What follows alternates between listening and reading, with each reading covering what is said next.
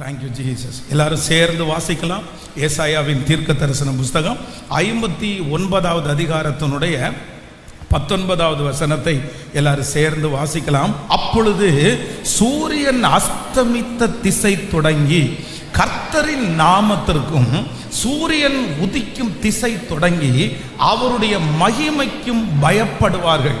வெள்ளம் போல சத்துரு வரும்போது கர்த்தருடைய ஆவியானவர் அவனுக்கு விரோதமாக கொடியேற்றுவார். இன்னொரு விசை கூட அந்த கடைசி இதை வாசிக்கலாம்.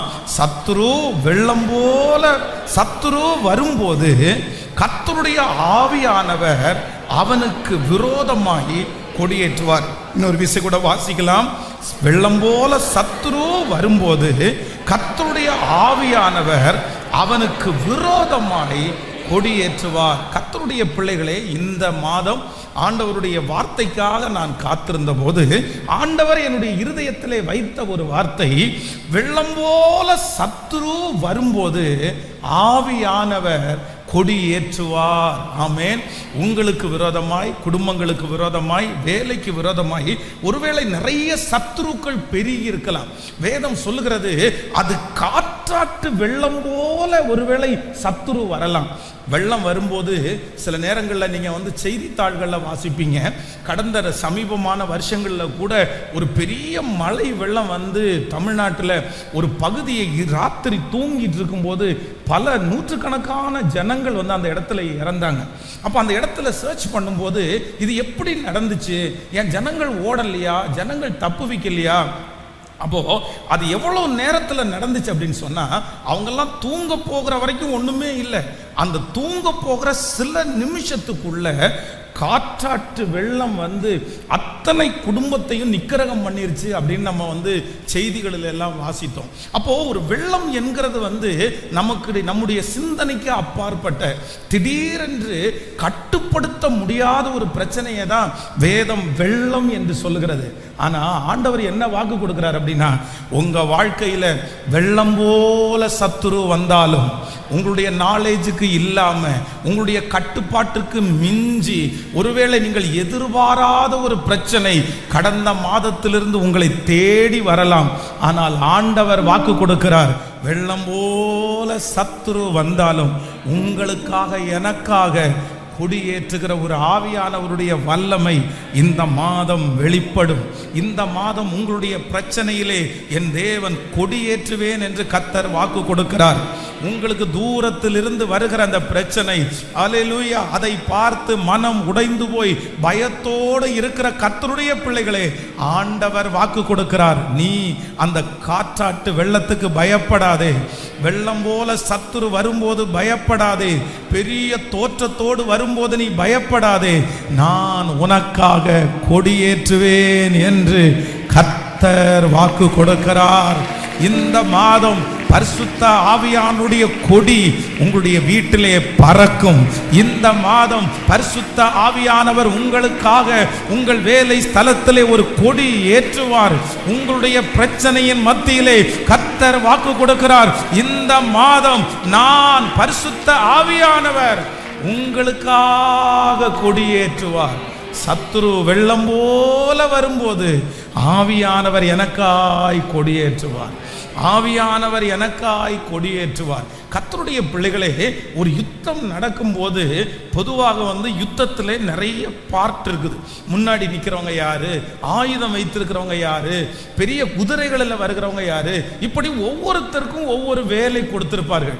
அதுல ஒரு முக்கியமான வேலை யாருக்கு கொடுத்திருப்பாங்க அப்படின்னு சொன்னா, ஒருத்தரை கொடி ஏற்றுகிறதற்காக ஒருத்தரை நியமிச்சிருப்பாங்க.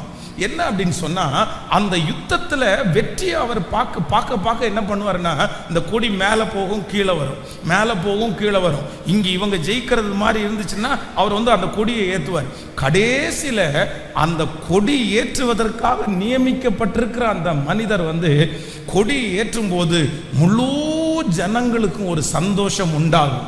நான் நம்புகிறேன் கர்த்தர் உங்களுக்கும் எனக்கும் வாக்கு கொடுக்கிறார். உங்க வாழ்க்கையில கொடி ஏற்றுவதற்கென்று பரிசுத்த ஆவியானவர் இருக்கிறார். உங்களுக்கு விரோதமாய் வருகிற பிரச்சனையை பார்த்து நீங்க எவ்வளவும் பயப்பட வேண்டாம். கர்த்தர் வாக்கு கொடுக்கிறார், வெள்ளம் போல சத்துரு வந்தாலும், உன் கண்ட்ரோலுக்கு மிஞ்சி சத்துரு வந்தாலும், உங்களுடைய எல்லையை தாண்டி வந்தாலும், இதற்கு முன்னாடி நிற்கவே முடியாது என்று பயந்து போனாலும், கர்த்தர் வாக்கு கொடுக்கிறார், கொடி ஏற்றுகிறதற்கு ஒருவர் இருக்கிறார். உங்களுக்காக கொடி ஏற்றுவதற்கு ஒருவர் நின்று கொண்டிருக்கிறார். நீங்கள் யுத்த களத்திலே நிற்கிறீர்கள், யுத்தம் நடந்து கொண்டிருக்கிறது. கர்த்தர் வாக்கு கொடுக்கிறார், அந்த யுத்தம் முடிவிலே இந்த மாதம் நிறைய பேருடைய வாழ்க்கையிலே கொடி ஏற்றப்படும். கொடி ஏற்றப்படும். பரிசுத்த ஆவியானவர் நமக்காய் கொடி ஏற்றுவார். இந்த வசனத்தை நான் தியானித்துக் கொண்டிருக்கும் போது விசேஷமாய் ஒரு 3 காரியத்தை ஆண்டவர் என்னுடைய இருதயத்தில் வைத்தார். எனக்கு ரொம்ப சந்தோஷமா இருந்து இந்த மாதம் ஆண்டவர் நமக்கு எல்லாருக்கும் அந்த வார்த்தையை தான் கர்த்தர் தரப்போறாரு. அப்படின்னா ஒரு யுத்தம் நடக்கும்போது இந்த கொடி ஏற்றுகிறதுல என்ன ஆசீர்வாதம் இருக்குது அப்படின்றத நான் தியானித்தேன். வேதம் சொல்லுகிறது, சத்துரு வெள்ளம் போல வரும்போது ஆவியானவர் எனக்காக என்ன பண்ணுவார் அப்படின்னா கொடி ஏற்றுவார். இந்த கொடி அப்படின்ற ஒன்று ரொம்ப முக்கியமான ஒன்று. பாருங்க, ஒரு கட்சி வச்சுட்டாங்க அப்படின்னு சொன்னா அந்த கட்சியில என்ன ரொம்ப முக்கியம்னா அந்த கட்சியினுடைய கொடி இருக்கு பாருங்க, அதை ரொம்ப இம்பார்ட்டண்டா அவங்க செய்வாங்க. அதனுடைய கலர், அதுல கொடுக்கப்பட்டிருக்கிற அந்த முத்திரை, இது எல்லாத்தையுமே ரொம்ப யோசிச்சு அதுக்கு ஒவ்வொன்றுக்கு பின்னாடி ஒவ்வொரு அர்த்தத்தை வைத்திருப்பார்கள். ஒரு கட்சிக்கு ஒரு கொடி ரொம்ப முக்கியம், ஒரு தேசத்திற்கு ஒரு கொடி முக்கியம். இந்த கொடி என்கிற ஒன்றை யாருமே அவ்வளவு சீக்கிரமாய் அவமதிச்சிட முடியாது.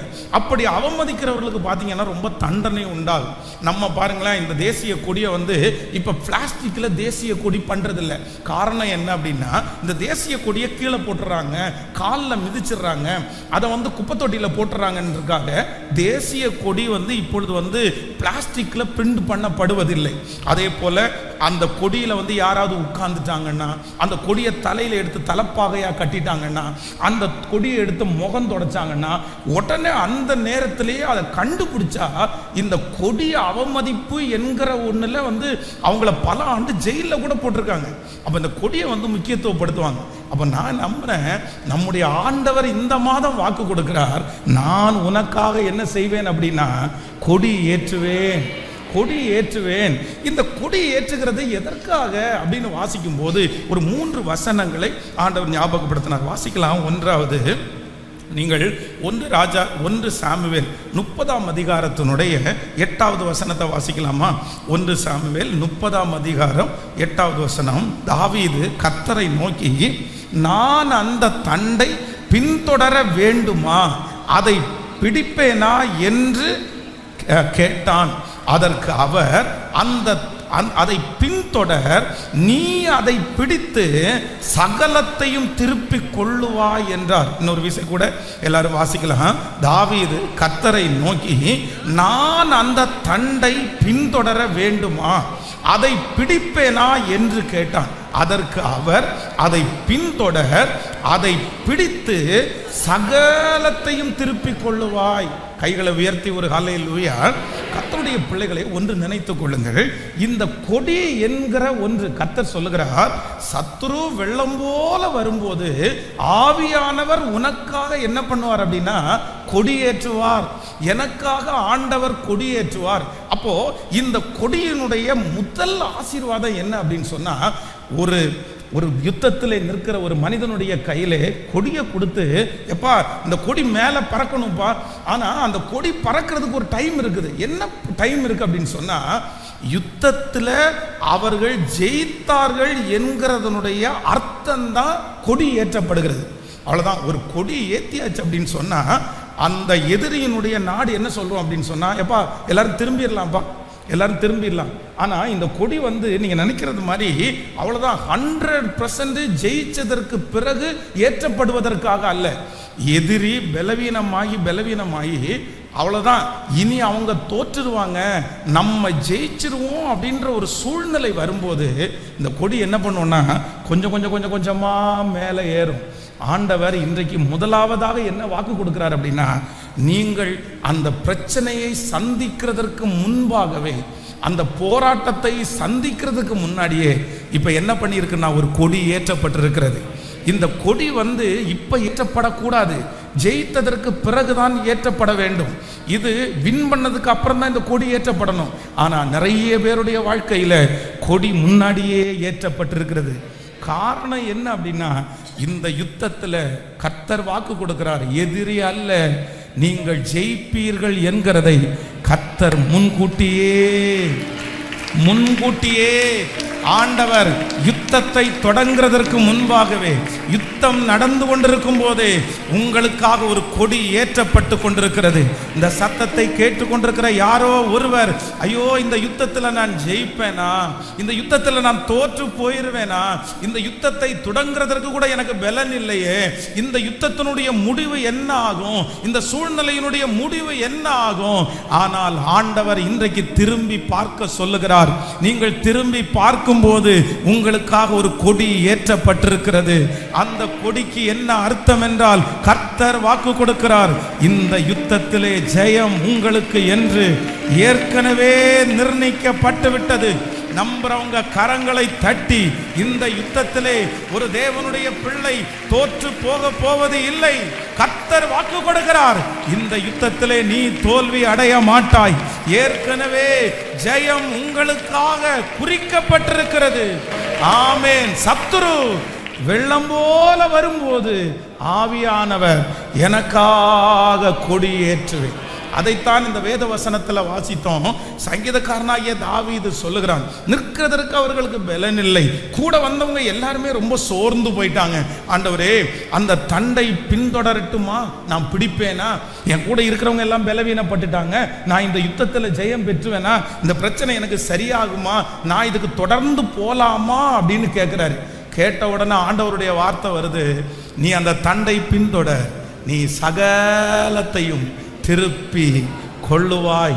யுத்தமே ஆரம்பிக்கல, யுத்தமே இன்னும் நடக்கல. ஆனா கர்த்தர் அந்த மனுஷனை பார்த்து என்ன சொல்றாரு அப்படின்னா, நீ தைரியமாயிரு, ஜெயமோ கர்த்தரால்.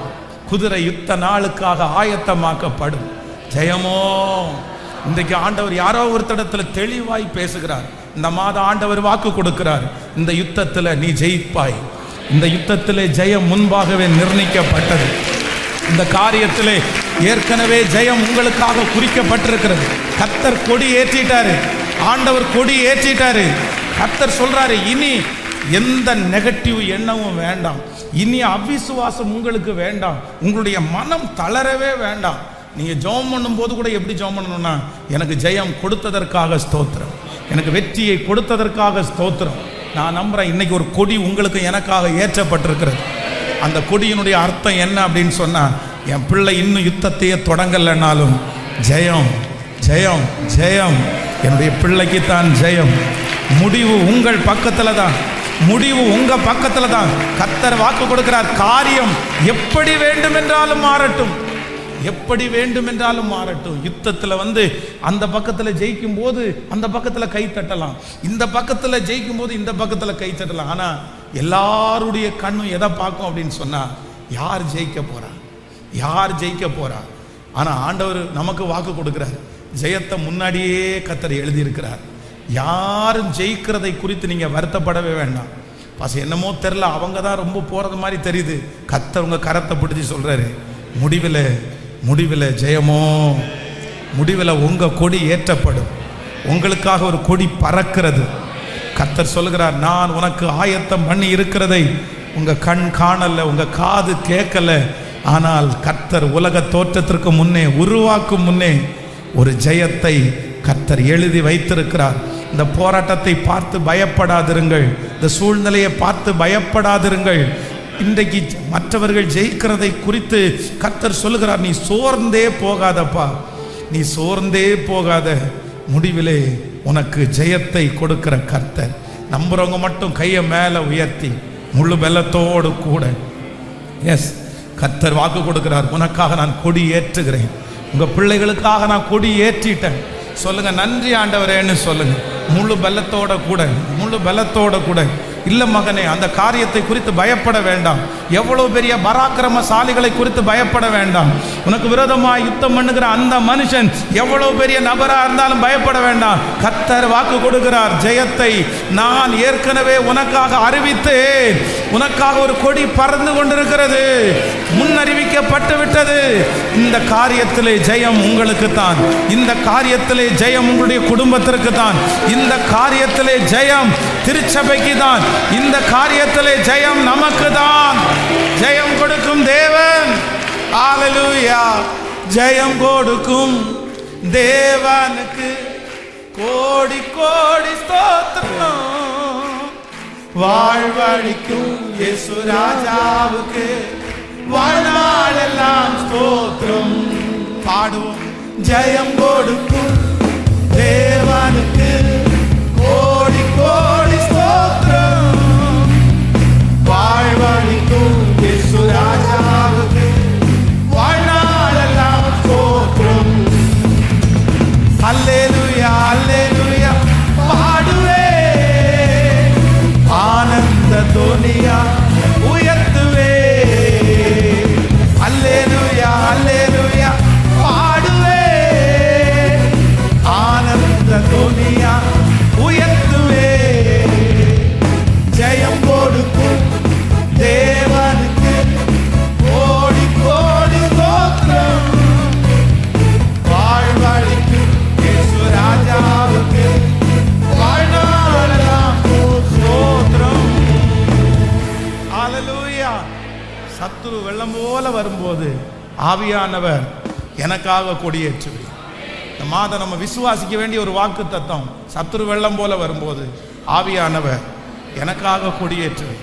எனக்காக ஒரு கொடி ஏற்றப்பட்டிருக்கிறது. என்னுடைய முதல் அர்த்தம் என்ன அப்படின்னு சொன்னா, கர்த்தர் வாக்கு கொடுக்கிறாரு, நீ யுத்தத்தை ஆரம்பிக்கிறதுக்கு முன்னாடியே உனக்கு வெற்றியை யாருமே அறிவிக்க மாட்டாங்க. ஆனா கர்த்தர் வாக்கு கொடுக்கிறார், நீ பயப்படாத. என்ன நடந்தாலும் நீ யோசிக்காத. ஜெயம் யாருக்கு அப்படின்னா, முடிவிலே நீ தான் ஜெயிப்பாய். என்ன நடந்தாலும் நம்ம தான் ஜெயிக்க பண்ண போறோம். கர்த்தர் உங்களையும் என்னை தான். இந்த காரியத்தை குறித்து காரியம் எப்படி வேணாலும் மாறி மாறி மாறி மாறி மாறி வரலாம். ஆனா உங்க இருதயம் ஒன்றை மட்டும் நம்பட்டும், முடிவில் யாருக்கு தான் ஜெயம் அப்படின்னு சொன்னா, எனக்கே ஜெயம் கொடுக்கிற தேவன். அது காரியம் சமயம் வரும்போது கர்த்தர் மாற்றுவார். அந்த ஸ்கோர் வந்து பாருங்க, சில நேரத்தில் முடிவு எடுப்பாங்க. அதை அந்த கிரிக்கெட் எல்லாம் நிறைய பேர் பார்ப்பாங்க பாருங்களேன். இந்த கடைசியில் வந்து 6 பாலுக்கு 20 ரன்னு தேவை அப்படின்னும் போது முழு உலகம் நிறைய நேரத்தில் பதட்டமாக அப்படியே இருப்பாங்க. ஏன் அப்படின்னா அந்த அந்த முடிவை வந்து அவங்களால தெரிஞ்சுக்கவே முடியாது. படபடப்பாக இருக்கும். அடிப்பாங்களா அடிக்க மாட்டாங்களா, ஐயோ இந்த 3 பாலையும் அவன் அட்டன் பண்ணாதான், இந்த 3 பாலில் 2 பாலை 6 அடித்தாதான் அப்படின்னுலாம் இருக்கும் பாருங்களேன். மொத்த பேரும் ஈகராக வெயிட் பண்ணுவாங்க. அதர் டீமும் 2 பேருக்குமே தெரியாது. ஆனால் கடைசியில் பார்த்தீங்கன்னா ஒரு டீம் ஜெயிக்கும் பாருங்களேன். ஆனால் அந்த டீமுடைய ஜெயம் ஏற்கனவே முன்னறிவிக்கப்பட்டிருக்கிறது. நான் நம்புகிறேன், கடைசி நேரம் வரைக்கும் நிறைய மாற்று கருத்துக்கள் இருக்கலாம், நிறைய பேருடைய பார்வை வித்தியாசமாக இருக்கலாம். ஆனால் ஆண்டவர் முன்னாடியே உங்களுக்கு சொல்லிட்டாரு, நீ யுத்தத்தை ஸ்டார்ட் பண்ணுறதுக்கு முன்னாடியே சொல்லிட்டாரு, நீ பயமே படாத, ஜெயம் கொடி கர்த்தர் ஏற்றி. இது தீர்க்க தரிசனமான வார்த்தை. இது தீர்க்க தரிசனமான வார்த்தை. இது தீர்க்க தரிசனமான வார்த்தை. கர்த்தர் சொல்லுகிறார், இந்த யுத்தம் உங்களுடையது அல்ல, இந்த யுத்தத்தை பண்ண போகிறவர் கர்த்தர். இந்த யுத்தத்திற்கு முன்னின்று நடத்த போகிறவர் கர்த்தர். அவர் ஆரம்பித்த யுத்தம் தோற்பது இல்லை, அவர் இருக்கிற யுத்தம் தோற்பதே இல்லை. ஹல்லேலூயா. நம்பர் 2, இரண்டாவதாக இந்த கொடி என்கிறதனுடைய அர்த்தம் அப்படி அதை குறித்து நான் தியானிக்கும் போது ஒரு வசனத்தை எடுத்துக்கொள்ளலாம். ஏசாயாவின் தீர்க்க தரிசன புஸ்தகம் 40ஆம் அதிகாரத்தினுடைய 2வது வசனத்தை வாசிக்கலாமா? ஏசாயாவின் தீர்க்க தரிசன புஸ்தகம் 40ஆம் அதிகாரத்தினுடைய 2வது வசனம் வாசிக்கலாம். எருசலேமுடன் பட்சமாய் பேசி அதன் போர் முடிந்தது என்றும் அதன் அக்கிரமம் நிவர்த்தி ஆயிற்று என்றும் அது தன் சகல பாவங்களின் நிமித்தம் கர்த்தரின் கையில் இரட்டிப்பாய் அடைந்து தீர்ந்தது என்றும் அதற்கு கூறுங்கள் என்று உங்கள் தேவன் சொல்லுகிறார். இன்னொரு விஷயம் கூட வாசிக்கலாம். எருசலேமுடன் பட்சமாய் பேசி அதன் போர் முடிந்தது என்றும் அதன் அக்கிரமம் நிவர்த்தி ஆயிற்று என்றும் அது தன் சகல பாவங்களின் நிமித்தமும் கர்த்தரின் கையில் இரட்டிப்பாய் அடைந்து தீர்ந்தது என்றும் அதற்கு கூறுங்கள் என்று உங்கள் தேவன் சொல்லுகிறார். அல்லேலூயா. கர்த்தருடைய பிள்ளைகளே, ஒரு யுத்தம் நடந்து கொண்டிருக்கும் போது ஒரு கொடி ஏற்றப்பட்டால் முதலாவது அர்த்தம் அவ்வளவுதான், அந்த யுத்தத்தில் அவங்க ஜெயிச்சிட்டாங்க அப்படின்னு அர்த்தம். இரண்டாவது என்ன அர்த்தம் அப்படின்னு சொன்னா, இதுக்கு மேல என்ன பண்ணக்கூடாது அப்படின்னா போர் போடக்கூடாது. அதைத்தான் கர்த்தர் வாக்கு கொடுக்கிறார். எருசலேமிடத்திலே போய் பட்சமாய் பேசி ஒன்னு சொல்லுங்க, ஆவியானவர் கொடி ஏற்றிட்டாரு, இனி யுத்தம் பண்ண வேண்டாம், யுத்தம் முடிவிற்கு வந்தது. நான் நம்புகிறேன் இந்த மாதம் ஆண்டவர் உங்க எல்லாருக்கும், நமக்கு எல்லாருக்கும் கர்த்தர் வாக்கு கொடுக்கிறார். நான் கொடி ஏற்றிட்டேன். இந்த கொடி ஏற்றினதுக்கு அர்த்தம் என்ன அப்படின்னு சொன்னா, யுத்தம் முடிந்தது, யுத்தம் முடிந்தது. நான் தீர்க்க தரிசனமாய் சொல்லுகிறேன், அநேகருடைய யுத்தத்திற்கு கர்த்தர் இந்த மாதத்திலே ஒரு முடிவை கர்த்தர் கொண்டு வர போகிறார். அநேக பிரச்சனைகளுக்கு கர்த்தர் ஒரு முடிவை கொண்டு வர போகிறார். நிச்சயமாகவே முடிவு உண்டு. உன் நம்பிக்கை வீண் போகாது. அந்த போராட்டத்திற்கு ஒரு முடிவை கர்த்தர் கொண்டு வர போகிறார். ஆவியானவர் ஏற்றுகிற அந்த கொடியை அநேகர் பார்த்து, அதுவும் உங்களுக்கு விரோதமாய் எழும்பி இருக்கிற சத்துரு பார்த்து என்ன சொல்ல போறார் அப்படின்னா, இன்று கண்ட எகிப்தியனை இனி என்றுமே காண்பது இல்லை. ஆமென். சத்துரு இனி உட்புகுதல் இருக்கவே இருக்காது. இஸ்ரவேல் ஜனங்களை எகிப்திலிருந்து கர்த்தர் அழைத்து கொண்டு போய் கானான் தேசத்திலே இருக்கிற ஏத்தியர், எபூசியர், கிர்காசியர் எல்லாரையும் துரத்தி விட்டு பாலும் தேனும் ஓடுகிற ஒரு இடத்திலே சமாதானமாய் உட்கார வைப்பாரே. ஆனால் அங்கு பயப்படுத்துவார் இல்லை, அங்கே அச்சுறுத்துவார் அந்த இடத்துல இல்லை, அங்கே பிடுங்குவார் அந்த இடத்துல இல்லை, அங்கே சமாதான குறைவு இல்லை. கர்த்தர் வாக்கு கொடுக்கிறார், நான் யுத்தமே இல்லாத ஒரு சமாதானமான இடத்திலே உன்னை கொண்டு போய் வைப்பேன் என்று இஸ்ரவேல் ஜனங்களுக்கு வாக்கு கொடுத்த அந்த தேவனுடைய மகிமை இந்த சத்தத்தை கேட்டுக்கொண்டிருக்கிற ஒவ்வொருத்தர் மேலும் இப்பொழுது கடந்து வருகிறது. சத்துரு வெள்ளம் போல வரும்போது ஆவியானவர் எனக்காய் கொடியேற்றுகிறார். அவர் வாக்கு கொடுக்கிறார், இந்த யுத்தம் முடிவிற்கு வந்தது, இந்த யுத்தம் முடிவிற்கு வந்தது. சீரியருடைய தண்டுகள் பின்பு வரவே இல்லை. அவ்வளவு நாட்களும் சீரியர்கள் வந்து இஸ்ரவேல் ஜனங்களை துன்புறுத்திட்டே இருந்தாங்க. ஆனா ஆண்டவர் வாக்கு கொடுக்கிறார், ஒரு தீர்க்கதரிசியை எழுப்பிட்டாரு. அதற்கு பிறகு சீரியருடைய தண்டுகள் இஸ்ரவேலை தொந்தரவு பண்ணவே இல்லையாமா. காரணம் என்னன்னா, என்னுடைய ஆண்டவர் கொடி ஏற்றினார். இந்த மாதம் உங்களுக்கு நடக்க போகிறது, இந்த மாதம் உங்களுக்கு நடக்க போகிறது. கர்த்தர் வாக்கு கொடுக்கிறார், நான் உனக்கு கொடி ஏற்றி இருக்கிறேன், நான் உனக்கு கொடி ஏற்றி இருக்கிறேன். இந்த கொடியினுடைய அர்த்தம் என்ன அப்படின்னு சொன்னா, போர். சொல்லுங்க பார்க்கலாம், போர் முடிந்தது. எல்லாரும் சொல்லுங்க, போர் முடிந்தது. இனி அந்த பயம் இல்லை, இனி அந்த நஷ்டம் இல்லை, இனி அந்த இழப்பு இல்லை, இனி அந்த ஆக்சிடென்ட் இல்லை. அல்லேலூயா. இது தீர்க்க தரிசனமான வார்த்தை. நம்புறவங்க கைகளை உயர்த்தி அறிக்கை செய்யுங்க, அறிக்கை செய்யுங்க, அறிக்கை செய்யுங்க. நான் என் கண்ணுக்கு முன்னாடி தரிசனத்தில் கொண்டு வரேன். அல்லேலூயா. இந்த இடம் முழுக்க தேவனுடைய ஒரு பெரிய கொடி ஏற்றப்பட்டிருக்கிறது. கர்த்தர் ஒரு பிரம்மாண்டமான கொடி இங்கே ஏற்றுகிறது. அந்த கொடியினுடைய அர்த்தம், இனி போராடுகிறவர்கள் இல்லை, இனி வழக்காடுவோர் இல்லை, இனி எதிரிகள் இல்லை, இனி உன் பட்சத்திலே ஒருவரும் வர முடியாது. இயேசுவின் நாமத்தினால, இயேசுவின் நாமத்தினால இந்த வார்த்தை அப்படியே விசுவாசிக்கிறவர்கள் நடப்பதாக. இந்த காதுகள் எந்த காதுகள் எல்லாம் கேட்கிறதோ அங்கெல்லாம் இந்த வசனம் இப்பொழுது நிலைப்படுவதாக. இனி சத்துரு உள்புகுதல் இருக்காது. உன் வழியாய் சத்துரு வருவது இல்லை. வாதை உன் கூடாரத்தை அணுகாது. உனக்கு விரோதமாய் உருவாக்கப்படும் எந்த ஆயுதமும் அது வாய்க்காதே போகும். ஒரு வழியாய் வருகிற சத்துரு 7 வழியாய் அக்கினி அக்கினி அக்கினி அக்கினி. ஆவியானவரே, உம்முடைய பரலோக மகிமை, உம்முடைய பிரசன்னம் இப்பொழுது கொடி ஏற்றப்படுவதாக. சத்துரு வெள்ளம் போல வரும்போது எங்களுக்காய் கொடி ஏற்றுகிற ஆவியானுடைய பெரிய மகிமை ஊற்றப்படுவதாக, ஊற்றப்படுவதாக. அல்லேலூயா. எத்தனை பேர் விசுவாசிக்கிறீர்கள்? நம்பர் 1, எனக்காக ஆவியானவர் கொடியேற்றுவார்.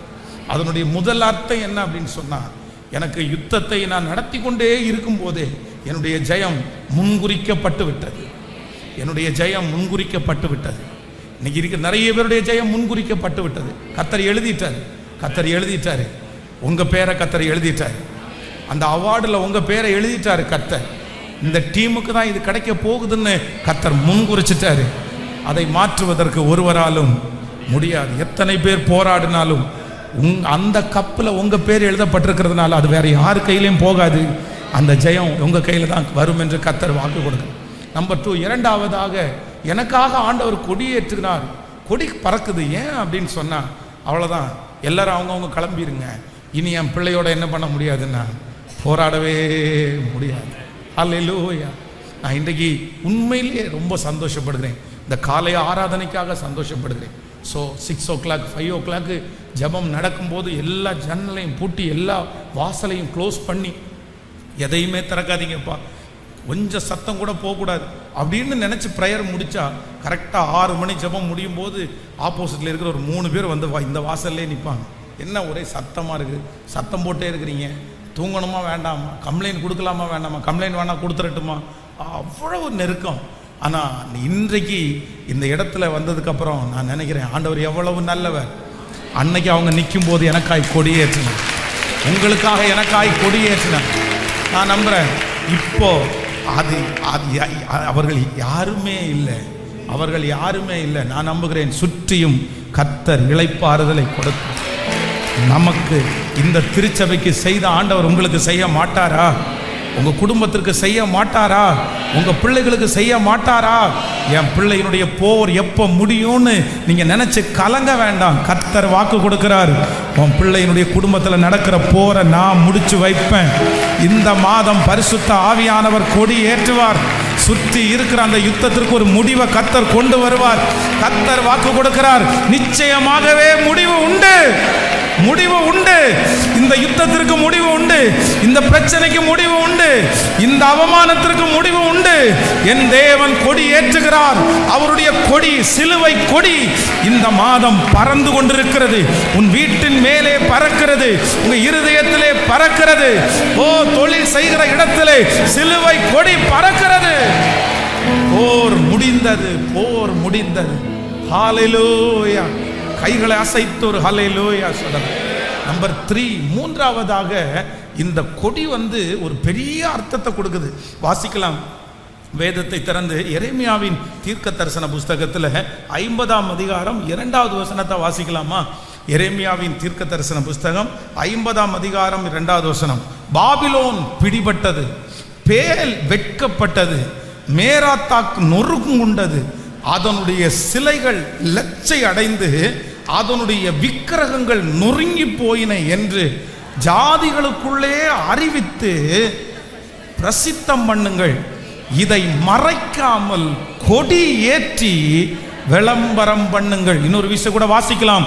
பாபிலோன், எல்லாரும் சேர்ந்து, பாபிலோன் பிடிபட்டது, பேல் வெட்கப்பட்டது, மெரேத்தாக்கு நொறுங்குண்டது, அதனுடைய சிலைகள் லட்சை அடைந்து அதனுடைய விக்கிரகங்கள் நொறுங்கி போயின என்று ஜாதிகளுக்குள்ளே அறிவித்து பிரசித்தம் பண்ணுங்கள்.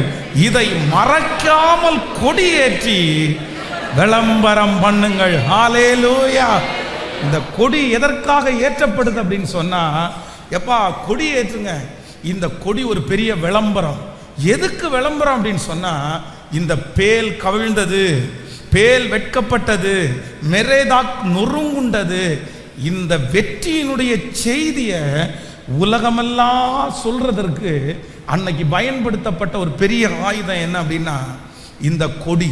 இந்த கொடி பறந்திருக்கிறத பார்த்த உடனே நிறைய பேர் என்ன நினைப்பாங்க அப்படின்னா, இவங்க ஜெயிச்சிட்டாங்கப்பா, இவங்க ஜெயிச்சிட்டாங்கப்பா. கர்த்தர் இந்த மாதம் கொடியேற்றுவேன் என்று வாக்கு கொடுக்கிறார். என்னன்னா, உங்க ஜெயத்தை நீங்க சந்தோஷப்படுகிறத சகல ஜனங்களுக்கு முன்பாகவும் கர்த்தர் காண்பிப்பேன் என்று கர்த்தர் வாக்கு கொடுக்கிறார். உங்களோட ஆண்டவர் இருக்கிறத கர்த்தர் நிரூபிப்பார். நீங்க ஜெயிச்சதை அநேகருக்கு கர்த்தர் காண்பிப்பார். நீங்கள் மற்றவருடைய கண்களுக்கு அற்பமாய் எண்ணப்பட்டிருக்கிற நாள் சீக்கிரமாய் மாறும். உங்க குடும்பம் அற்பமாய் நினைக்கிற அந்த நாள் சீக்கிரமாய் மாறும். ஆண்டவர் வாக்கு கொடுக்கிறார். இல்ல மகளே நான் கொடியேற்றுவேன், இல்ல மகனே நான் கொடியேற்றுவேன். அந்த கொடியை பார்க்கும் போதெல்லாம் நிறைய பேர் பார்ப்பாங்க, அவன் ஜெயிச்சிட்டான், அவன் ஜெயிச்சிட்டான். மலை மேல் இருக்கிற பட்டணம் மறைந்திருக்க மாட்டாது. சகல ஜனங்களை பார்க்கிலும், உனக்கு எதிராய் நிற்கிற சகல சக்தியை பார்க்கிலும் இதோ ஒன்றே ஒன்று மட்டும் உயர்ந்திருக்கிறது. அது உங்கள் பேரிலே எழுதப்பட்ட கொடி. அந்த கொடி கர்த்தர் வாக்கு கொடுக்கிறார், சகல ஜனங்களுக்கு முன்பாகவும் நான் உன்னை தெரியப்படுத்துவேன், நான் வெளியரங்கப்படுத்துவேன், நான் விளம்பரப்படுத்துவேன். மலை மேல் இருக்கிற பட்டணம் மறைந்திருக்க மாட்டாது. இந்த மாதம் இந்த பலிபீடத்திலிருந்து கர்த்தருடைய வார்த்தை வருகிறது. சிலரை கர்த்தர் அங்கீகரிக்க போறார், சிலரை கர்த்தர் எடுத்து உன்னதத்தில் உட்கார வைக்க போறார், சிலரை நிறைய பேர் பிரமிப்பாய் பார்க்க போகிறார்கள். கர்த்தர் வாக்கு கொடுக்கிறார், நான் உனக்காக கொடியேற்றுவேன். உங்க ஜெயத்தை குறித்து அநேகருக்கு இந்த மாதம் ஆண்டவர் தெரியப்படுத்துவேன். எல்லாருக்கும் முன்னாடியும் ஆண்டவர் உங்களை நிறுத்துகிற காலம் சீக்கிரமாய் வரப்போகிறது. நிறைய பேருக்கு தலைமைத்துவத்தை ஆண்டவர் தரப்போறாரு, நிறைய பேருக்கு அதிகாரத்தை ஆண்டவர் தரப்போறாரு. எத்தனை ஆயிரங்கள் பேர் நின்றாலும் நீங்க உங்க கொடி உயர்ந்திருக்க போகிறது, நீங்க மேல இருப்பீங்க. கர்த்தர் சொல்றார், நான் உன்னை விளம்பரப்படுத்துவேன். நம்புறவங்க எத்தனை பேர் ஆமோதிக்கிறீங்க? உங்களை நிறைய பேருக்கு தெரிகிற அளவுக்கு கர்த்தர் கொண்டு வருவார். உங்க எதிரிகள் பார்ப்பார்கள், உங்க கொடி உயர பறந்திருக்கும். அவன் ஜெயிச்சிட்டான் போல, அவன் ஜெயிச்சிட்டான் போல. நான் நம்புறேன், நீங்க போய் சொல்ல வேண்டாம், நீங்க போய் சொல்ல வேண்டாம். உங்களுக்காக பரிசுத்த ஆவியானவர் ஒரு கொடி ஏற்றுவார். அந்த கொடியை எதிரி பார்ப்பாங்க, பார்த்த உடனே முடிவு பண்ணிடுவாங்க, இவன் ஜெயிச்சிட்டான், இவன் ஜெயிச்சிட்டான். நீங்க ஜெயிச்ச செய்தி உங்கள் எதிரிகளுக்கு போய் சேரும். நீங்கள் ஜெயித்த அந்த செய்தி உங்களை சுற்றி இருக்கிறவர்களுக்கு போய் சேரும். உங்களை குறைவாய் நினைத்த நிறைய பேருக்கு இந்த மாதம் ஆண்டவர் வாக்கு கொடுக்கிறார், நான் நீ ஜெயிச்ச செய்தியை அவங்களுக்கு கண்டிப்பாக நான் சொல்லுவேன். ஹல்லேலூயா! எத்தனை பேர் விசுவாசிக்கிறீர்கள்? சத்துரு வெள்ளம் போல சத்துரு வரும்போது ஆவியானவர் எனக்காய் கொடியேற்றுவேன். இப்போ அந்த பிக்சரை உங்கள் கண்ணுக்கு முன்னாடி கொண்டு வாங்க. ஒரு பெரிய காற்றாட்டு வெள்ளம் போல ஒரு யுத்தம் அப்படியே உங்களுக்கு நேராய் வருகிறது. ஆனால் இங்கே பின்னாடி இன்னும் ஒருத்தர் மட்டும் கொடியை ஓங்கி பிடிக்கிறாரு. அதுக்கு 3 காரணம் இருக்குது. நம்பர் 1, முதலாவதாக நீ எவ்வளோ வீரியமாக வந்தாலும் என் பிள்ளை ஜெயிச்சிருவான். ஜெயம் அவனுக்கு தான், ஜெயம் அவனுக்கு தான். கர்த்தர் முதலாவது கொடி ஏற்றுறாரு. 2வதாக கர்த்தருடைய கொடி ஏற்றுது. நீ தயவு செய்து பின்னாடி போப்பா, நிறுத்தி இருப்பா, என் பிள்ளை ஜெயிச்சிட்டான். போரை கர்த்தர் நிறுத்துகிறார். 3வதாக அந்த கொடி கர்த்தர் வாக்கு கொடுக்கிறார், இல்லை சத்துருக்கள் எல்லாருக்கும் என் பிள்ளை ஜெயிச்சான் என்கிறதை விளம்பரப்படுத்துகிறார். ஹல்லேலூயா! வெள்ளம் போல சத்துரு வந்தாலும் ஆவியானவர் இந்த மாதம் தீர்க்க தரிசனமான வார்த்தை, வெள்ளம் போல சத்துரு வந்தாலும் ஆவியானவர் எனக்காய் கொடி ஏற்றுவேன். ஒரு 10 டைம் சத்தமாக எல்லாரும் சொல்லுங்க, வெள்ளம் போல சத்துரு வந்தாலும் ஆவியானவர் எனக்காய். சொல்லுங்க எல்லாரும் சத்தத்தை உயர்த்தி, வெள்ளம் போல சத்தம். நன்றியப்பா, நன்றியப்பா. சொல்ல சொல்ல மகிமை. ஹல்லேலூயா! என்னுடைய தரிசன கண்களாய் நான் பார்க்கிறேன், என்னுடைய தரிசன கண்களால் நான் பார்க்கிறேன். ஓ ஹல்லேலூயா! வெள்ளம் போல சத்தான் வந்தாலும் ஆவிதாமே கொடி பிடிப்பா. வெள்ளம் போல சத்தான் வந்தாலும் ஆவிதாமே கொடி பிடிப்பா. அஞ்சாதே என் மகனே, நீ அஞ்சாதே என் மகனே. பாடுவோம், அஞ்சாதே என் மகனே, நீ அஞ்சாதே என் மகனே. வெற்றி கோடி பிடித்திடுவோம், நாம் வீரநடை நடத்திடுவோம். வெற்றி கோடி பிடித்திடுவோம், நாம் வீரநடை நடத்திடுவோம். ஹல்லேலூயா!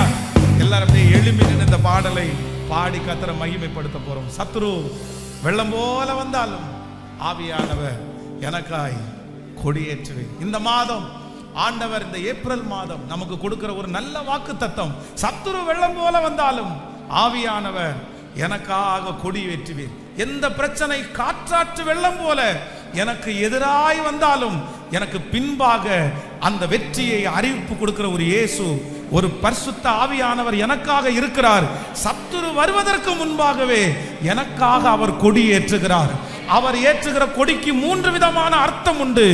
ஒரு அர்த்தம், முதலாவது அர்த்தம், எனக்கு ஜெயம் நிர்ணயிக்கப்பட்டது, எனக்கு ஜெயம் முடிவிற்கு வந்தது, நான் தான் ஜெயிக்க போகிறேன் என்கிறதற்காக கொடி ஏற்றப்பட்டது.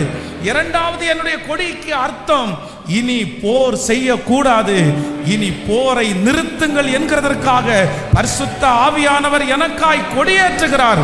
மூன்றாவதாக, எனக்காக பரிசுத்த ஆவியானவர் கொடியேற்றுவதற்கு அர்த்தம், என் பிள்ளையினுடைய ஜெயத்தை விளம்பரப்படுத்துங்கள். என் பிள்ளை ஜெயித்தான், என் பிள்ளை ஜெயித்தான். வெள்ளம் போல சத்துரு வந்தாலும் ஆவியானவர் கொடியேற்றுவார், கொடியேற்றுவார். எவ்வளவு பெரிய பிரச்சனை வந்தாலும் உங்கள் இருதயம் கலங்கவே வேண்டாம். உங்களுக்காக பரிசுத்த ஆவியானவர் கொடி ஏற்றிவிட்டார். ஜெயம் நிர்ணயிக்கப்பட்டது. நம்புறவர்கள் கரங்களை தட்டி ஆமென். இந்த பாடலை எல்லாரும் கரங்களை தட்டி வெள்ளம் போல. நன்றியப்பா.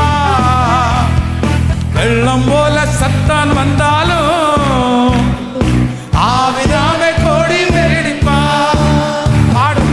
வெள்ளம் போல சத்தான் வந்தாலும் ஆவிதாமே கொடி பிடிப்பா. அஞ்சாதே மகளே, நீ அஞ்சாதே மகளே, அஞ்சாதே மகளே, நீ அஞ்சாதே மகளே. ஹல்லேலூயா.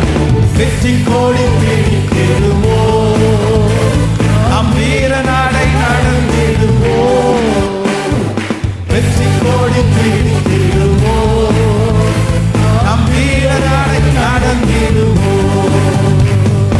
1000 தான் துன்பம் வந்தாலும் அணுகாது, அணுகாது. 1000 தான் துன்பம் வந்தாலும் அணுகாது, அணுகாது. ஆவி பட்டயம் உண்டு, நாம் அழகை வென்று விடுவோம். ஆவி பட்டயம் உண்டு, நாம் அழகை வென்று விடுவோம். சேர்ந்து சொல்லுங்க. வெற்றி கோடி பிடித்திடுவோம், நாம் வீர நாடை நடத்திடுவோம்.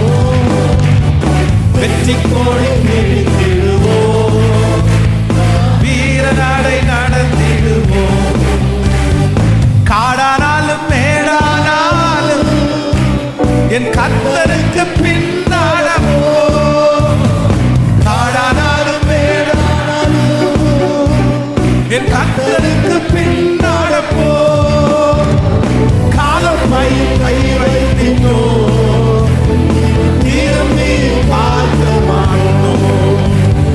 காலம் கை வைத்தினோ இனி திரும்பி பார்க்க மாட்டோம். கைகளை மேல வெற்றி கோடி பிடித்திடுவோம். மகிமை மகிமை ஆவியானுடைய பலத்த கிரியை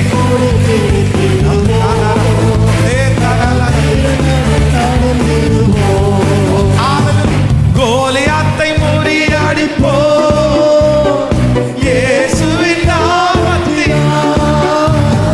கோலியாத்தை முறியடிப்போ. நடக்கட்டுமப்பா. இயேசுவின் நாமத்தினால். விசுவாச கேடயத்தால் நாம் பிசாசை வென்றிடுவோம். விசுவாச கேடயத்தால் நாம் பிசாசை வென்றிடுவோம். கைகளை மேல தட்டி வெற்றி கோடி பிடித்திடுவோம், நம் வீர நடை நடந்திடுவோம். வெற்றி கோடி பிடித்திடுவோம், நம் வீர நடை நடந்திடுவோம். கரங்களை தட்டி கர்த்தர் கொடுத்த வார்த்தைக்காக கரங்களை தட்டி, நீ நல்லவர், நீ நல்லவர், நல்லவர், நல்லவர், நல்லவரப்பா, நல்லவர். உம்முடைய பிள்ளைகள் ஒவ்வொருவருக்காக நான் ஜெபிக்கிறேன். இந்த மாதத்தை நீ தந்ததற்காக நன்றி ஆண்டவரே. இந்த காலையில் உடைய சத்தத்தை கேட்க பண்ணதற்காக நன்றி ஆண்டவரே. நன்றி அப்பா. வெள்ளம் போல சத்துரு வந்தாலும் நான் உனக்காக கொடி ஏற்று அப்பா இந்த மாதத்தை எங்களுக்கு ஆசீர்வதித்து கொடுங்க ராஜா. நீர் இந்த உலகத்தில் வாழ்ந்த நாட்களில் அதிகமாய் பாடுபட்ட மாதமாதாப்பா. இந்த மாதத்தை நிறைய பேர் அனுசரிச்சுக்கிறாங்க. ஆனா நீங்க அதிகமாய் பாடுபட்ட மாதமும் அதுதான். நீர் எங்களுக்காக ஜெயத்தை கொடுத்த மாதமும் அதுதான். அந்த சூழ்நிலை ரொம்ப நாள் நீடிக்கல, அந்த சோதனை ரொம்ப நாள் நீடிக்கல, அந்த வருத்தம் ரொம்ப நாள் நீடிக்கல. என் தேவன் கல்லறைகளை பிறந்து உயிரோட எழுகிறவராய் எங்களுக்கு முன்பாக இருக்கிறீரே ஆண்டவரே. Thank you G. இந்த மாதம் ஜெயிக்கிற மாதமா மாறட்டும் ஆண்டவரே. நிறைய பேருடைய இருதயத்துக்குள்ள நீங்க ஒரு வெற்றியை கொடுங்க ஆண்டவரே. நீங்க உயிர்த்தெழுந்த அன்னைக்கு இந்த உலகத்துல எவ்வளவு பெரிய சந்தோஷம், எவ்வளவு பெரிய வெற்றி, அதே வெற்றி அதே சந்தோஷம் இந்த மாதத்துல இந்த சத்தத்தை கேட்கிற ஒவ்வொரு பிள்ளைகளுடைய வாழ்க்கையிலையும் அது நடக்கட்டும்னு சொல்லி நான் ஜெபிக்கிறேன் ஆண்டவரே. இறங்குங்கப்பா, இறங்குங்கப்பா. இந்த 40 நாள் ஜெபம் முடியும் போது ஒரு அற்புதம் நடக்கணும் ஆண்டவரே. அவங்க ஜெப குறிப்புகளுக்கெல்லாம் பதில் கிடைக்கணும் ஆண்டவரே. இந்த மாதம் ஒரு சாட்சி அல்ல, ஆயிரக்கணக்கான சாட்சிகள் எழும்பட்டும். இயேசுவின் நாமத்தினால குடும்பத்திற்கு விரோதமாய் போராடுகிற சர்ப்பத்தின் ஆவிகள், எல்லா அந்தகார கிரியைகள், தேவையற்ற கெட்ட சொப்பனத்தை கொண்டு வந்து சிதறடிக்க பண்ணுகிற வல்லமைகள், செய்வனை கட்டுகள், மாந்திரிக கட்டுகள், பொறாமைகள் இயேசுவின் நாமத்தினால இப்பொழுது சுட்டரிக்கப்படுவதாக, சுட்டரிக்கப்படுவதாக, இயேசுவின் நாமத்தினால சுட்டரிக்கப்படுவதாக. நன்றி ஆண்டவரே. ஹோலி வீக் ஆண்டவரே, வருகிற வாரத்தினுடைய அடுத்த வாரம் நடைபெற போகிற அந்த ஒரு வார கூட்டத்தை கர்த்தர் ஆசீர்வதிங்க. டெய்லி மார்னிங் நாங்கள் அதிகாலையில் எழும்பி உங்கள் சமூகத்தில் வந்து கிருபையை பெற்று கொள்ளணும். இந்த மாதம் முழுக்க நீங்கள் பேசுகிறத நாங்கள் பார்க்கணும். குட் ஃப்ரைடே சர்வீஸில் ஆண்டவருடைய மகிமை விளங்கட்டும். ஈஸ்டர் ஆராதனையில் ரட்சிக்கப்படாத ஜனங்கள் வரணும், அவங்க இந்த இடத்துல வந்து ரட்சிக்கப்படணும் ஆண்டவரே. நன்றி. இந்த ஊழியத்தை தாங்குகிற பிள்ளைகளுக்காக ஜெபிக்கிறேன் ஆண்டவரே. 1000 மடங்கு ஆசீர்வதிங்க ஆண்டவரே. இந்த ஊழியத்தை நீங்க கனப்படுத்துறதற்காக நன்றி ஆண்டவரே. எத்தனையோ பிள்ளைகள் தசம பாகத்தினால, காணிக்கைகளினால ஆண்டவரே அவங்க பின்னாடி இருந்து தாங்குறாங்களே. ஒவ்வொரு காரியத்தையும், திருச்சபையினுடைய கடன் காரியங்கள் ஆண்டவர், ஒவ்வொரு காரியத்தை பார்த்து பார்த்து அன்பின் விருந்து இப்படியெல்லாம் உதவி செய்கிறாங்களே ஆண்டவரே. அவங்க நல்லா இருக்கட்டும் ஆண்டவரே. அவங்க கைகளை கர்த்தர் ஆசீர்வதிங்க ஆண்டவரே. நஷ்டங்கள் வரக்கூடாதப்பா, மருத்துவமனை செலவு வரக்கூடாது ஆண்டவரே. நன்றி அப்பா.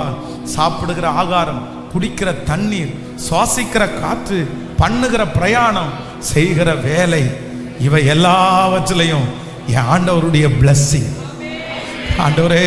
குடிக்கிற தண்ணி, சுவாசிக்கிற காற்று, சாப்பிடுகிற ஆகாரம், பண்ணுகிற பிரயாணம், செய்கிற வேலை, இவை அனைத்திலையும் என் ஆண்டவருடைய ஆசீர்வாதம் என் பிள்ளைங்க அத்தனை பேருடைய தலையின் மேலும் ஆமென் ஆமென் என்றும். இந்த மாதம் திருமண நாளை காண்கிற, பிறந்த நாளை காண்கிற பிள்ளைகள் மேல் ஒரு விசேஷித்த அனுக்கிரகம் இருப்பதாக ராஜா. எங்க கம்ஃபர்ட் சர்ச்சுக்கு நன்றி அப்பா. ஃபில்லர்ஸ் தூண்களை எழுப்புங்க ஆண்டவரே, எழுப்புங்க ராஜா. இந்த ஊழியம் ஆண்டவரே இந்த பட்டணத்தோடையோ இந்த பகுதியோடையோ அல்ல, இது உலகமே சந்திக்கிற ஒரு ஊழியமா மாறட்டும். இங்கே இருந்து ஒரு நதி கடந்து போய் எந்தெந்த இடத்துலெல்லாம் ஆத்துமாக்கள் மரித்து போக கிடக்கிறாங்களோ அவங்களுக்கெல்லாம் ஜீவன் கொடுக்கிற அளவிற்கு இந்த நதி பாய்வி பறக்கிற ஆறை போல இப்பொழுது ஒவ்வொருத்தரையும் தொடுவதாக. இந்த ஊழியத்தில் கூட நிற்கிற பிள்ளைகள் ஆண்டவரை ஆசீர்வதிக்கப்படுவார்களாக. Thank you Jesus. உங்க கிருபையின் கரங்களில் தாழ்த்தி நாங்கள் சமர்ப்பிக்கிறோம். எங்கள் பிள்ளைகள் கைகளில் வைத்திருக்கிற காணிக்கைகளை, தசம பாகங்களை ஆசீர்வதிப்பீராக. இயேசுவின் மூலம் ஜெபம் ஏறெடுக்கிறோம் நல்ல பிதாவே. என் ஆத்துமாவே கர்த்தரை ஸ்தோத்திரி, என் முழு உளமே பரிசுத்த நாமத்தை ஸ்தோத்திரி. என் ஆத்துமாவே கர்த்தரை ஸ்தோத்திரி, கர்த்தர் செய்த சகல உபகாரங்களையும் மறவாதே. ஆமென். ஹல்லேலூயா, ஹல்லேலூயா, ஹல்லேலூயா.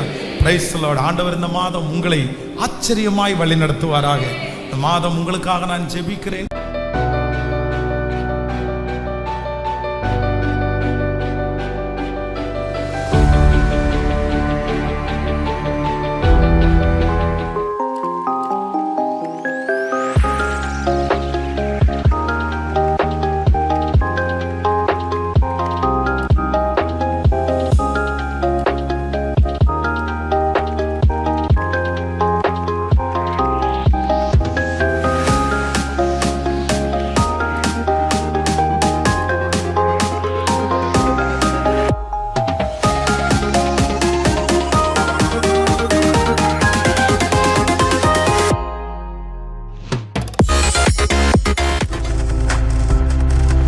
நீங்கள் பார்த்துக் கொண்டிருப்பது உங்கள் ஜாய் டிவி. உங்கள் துக்கம் சந்தோஷமாய் மாறும்.